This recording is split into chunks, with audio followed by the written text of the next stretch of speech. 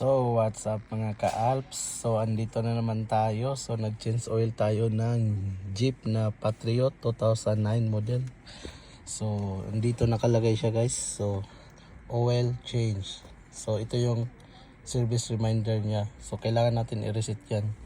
So tapos na tayo magpalit ng langis, palit ng oil filter. So i-reset na natin yan. So ang gagawin natin mga guys, i-off nyo lang yung ignition key. Ayan, binunot ko na. Tapos ipasok natin. I-on naman natin. Ayan, so naka-on siya. So ang gagawin nyo lang guys, apakan nyo lang, ipipress nyo lang yung accelerator pedal niyang 3 times. 1, 2, 3. Tapos patay na siya guys. Paandarin nyo naman.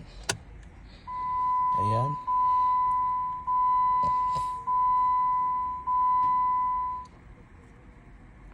So hindi na siya umalik.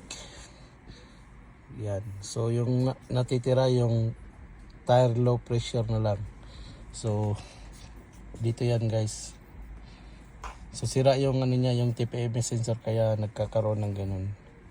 Pero yung service reminder ng oil niya okay na.